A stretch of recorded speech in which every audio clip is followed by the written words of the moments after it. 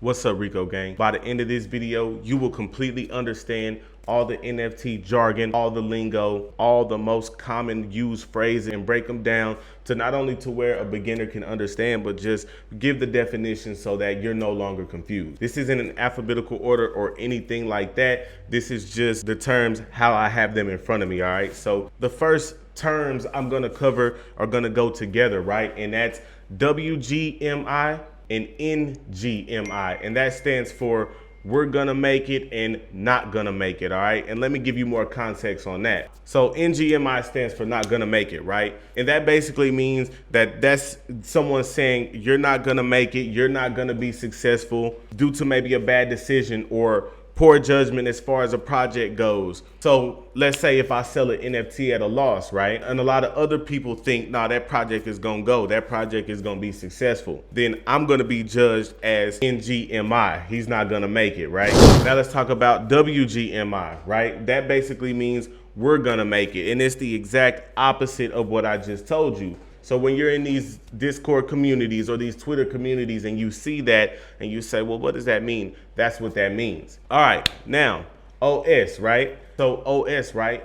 That stands for OpenSea. You'll see OpenSea, which is, you know what OpenSea is. OpenSea is basically the biggest buy and sell marketplace for NFTs. So you're gonna commonly see people shorten that with OS, right? It's not operating system or anything like that. It's just referring to OpenSea. Next, you're gonna commonly see BAYC, right? And that's Bored Ape Yacht Club. And you're gonna see that commonly because you're gonna see a lot of people reference that project. That's a successful project. So just like Ape, you know, Bored Ape Yacht Club is probably the biggest NFT project out there. So you're gonna see people reference that a lot, right? And they're basically, you're gonna see it in the context of people saying like this project could be the next this, or you'll even see people say, hey, this project thinks they're the next BAYC, all right? So that's basically what it is. All right, the next term is gas, right? And so what gas is not literal gas, right? It's not the other type of gas for my other people out there. What it is defined as the amount of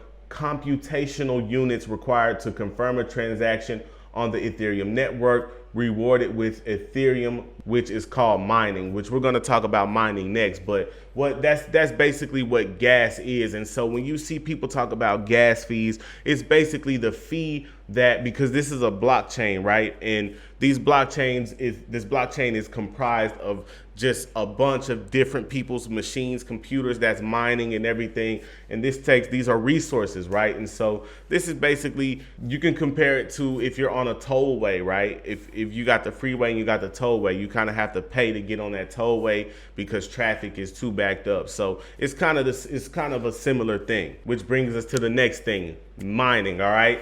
Mining is running software on a computer node to solve complex equations to confirm and power the Ethereum blockchain, rewarding them with Ethereum transactions, right? That's kind of similar to the next one. So what mining is basically, in simple terms, if I use this computer to mine, it would be, first of all, it would be unusable for anything else. But outside of that, when you're mining, it's almost like, you know, in the old days where they were out there with a pick and axe or whatever that machine is called, and they're mining for gold. They're mining, they're digging, basically. They're creating gold, they're creating this stuff. That's basically what your computer is doing. It's mining, and you run a program on there so that it can mine. So that's basically all mining is. So when you talk about people earning, when you hear people talk about they earn money from mining, then a lot of the times you can get a big mining machine, and then, you know, if you have the resources, then you can mine. So now it's gonna stay in the M's and talk about mint, all right? This is one of the most common things that had me confused when I got into NFTs at first,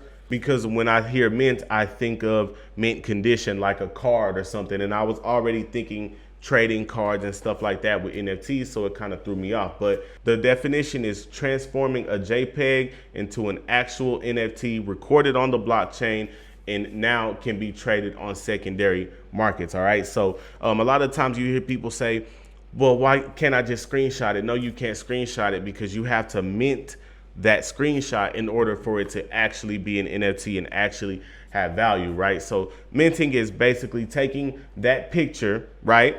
and recording it on the blockchain, giving it an identity on the blockchain. That's simply all it is. AB, not Antonio Brown, art blocks.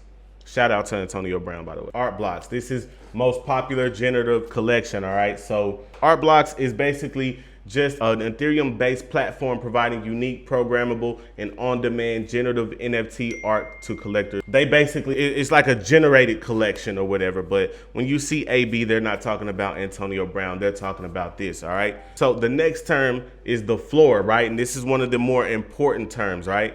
The floor. The floor is the cheapest price in a collection, all right? And so why that matters is because when you think about, well, how do NFTs gain value? How do they rise in value? The floor has to rise. So the cheapest price in the cheapest, so you'll have 10 NFTs, right? And then 5 of them are $10, and then 3 of them are $2, and then 2 of them are $1, right? That's the floor. $1 is the floor. Once that $1 one is bought, now the floor has risen to 2 because $2 was the next. And so once those get bought, the floor jumps up to maybe 5 or whatever the case may be. But that's how NFTs gain value, is the floor rising, right? So that's basically what it is. So PFP, right? PFP basically means profile picture, right? So you see a lot of people with NFTs as their profile picture. That's pretty much what that means. So you'll see people say, hey, I'm gonna set this as my PFP, or hey, the one that's in Lil Baby's PFP, or whatever the case may be. All right. FOMO, fear of missing out. That's pretty self-explanatory, all right? You're gonna see that used a lot. All right, you're also gonna see one of one or 1/1, right? And that's just basically a collection where the art, each piece is unique, each piece is one of one. All right, OG, right? That's pretty self-explanatory. This kind of means the same in all different kinds of fields. This basically is an early project finder, an early adapter. If you were subscribed to me at 5,000, then you're an OG to the channel, basically. So that's basically what that means, all right? And then we know what a JPEG is. JPEG is the file format used to store digital images on a computer, right? And then rug, the term rug, right? The term rug basically means scam. It's that simple, right?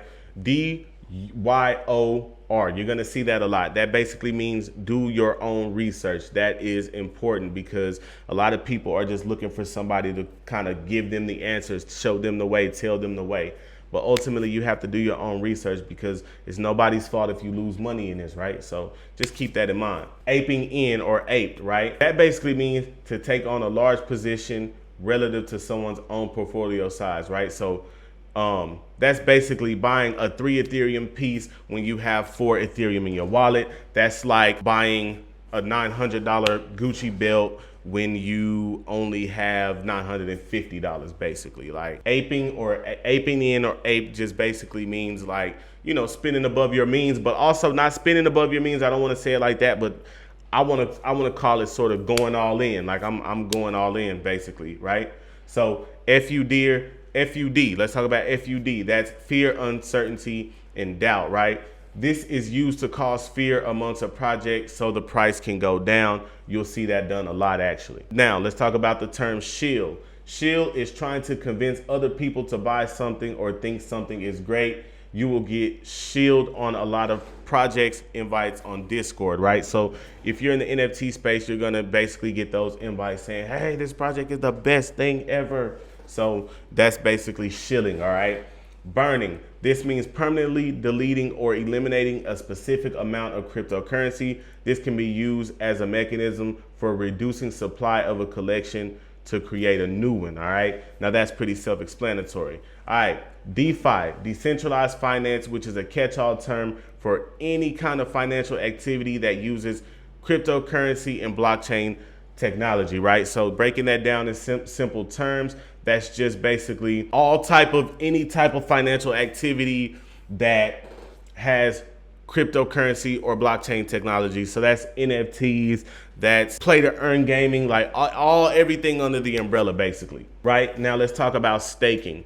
When you stake, that means you're gonna see people talk about that a lot. Staking is when you temporarily lock your NFT into a wallet so that you can't access it or spend it. However, it's a popular use of NFTs as you'll typically gain rewards for being a part of the staking community. So it can be quite beneficial depending on the project, right? So a lot of the times you'll have projects that kind of want to keep their project, you know, a certain level of exclusive or don't want as much movement, right? So they actually reward people that are staking. That's basically what that means. You'll see this the most often on Twitter. WL or whitelist, right? This means early access. Essentially, your spot is saved for the mint date and you get to mint prior to the public sale, right? You get to avoid high gas fees. That's the main thing, since you can mint whenever you want within a specific time period before the pre-sale, or during the pre-sale, sorry, right? Now, generative is basically NFT art that is algorithmically generated with AI, basically. All right, here's another important term: sweeping the floor, right? That's buying we know what the floor is, right? So when you sweep the floor, that's buying a good number of pieces from a collection, all at the lowest price, raising the overall price of the collection, because remember how I told you it rises when the floor is gone, right? So that's basically sweeping the floor. When you get a project that will sweep the floor for you, that's pretty big in my opinion, right? So pump, the purchasing of large quantities of coins to push the demand and price of a respective NFT or coin up. That's pretty self-explanatory, right? So now let's talk about dump. It's defined as a big sale of large number of assets within a collection very quickly, with many people undercutting, causing the floor price to crash, right? Pump and dump schemes are risky, but can reap huge rewards if executed properly and with some luck, right? So that's pretty self-explanatory as well. Moon, the price of an NFT increases dramatically higher than anyone expected in a small period of time.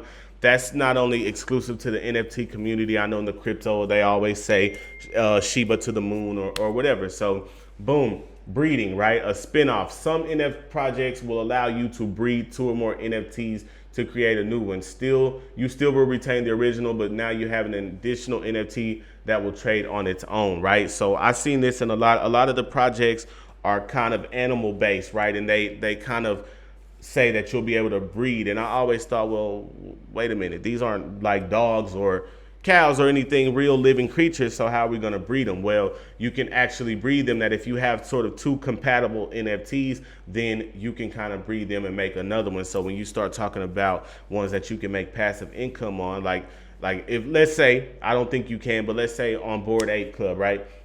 You can, boom, you can breed 2 and make a new one. Like you can take $200,000 and make another 200. Like, it's crazy, right? So now, liquid or liquidity, right? The amount of Ethereum or crypto, I don't want to just make it about Ethereum, you have available to purchase more NFTs, the opposite of illiquidity, right? That's basically liquid. How much cash you got, how much money you got to spend, right? So I have another video where I actually generate a collection of NFTs. So if you're interested in actually making NFTs, meet me over in that video. Love y'all, bro. Let's get it.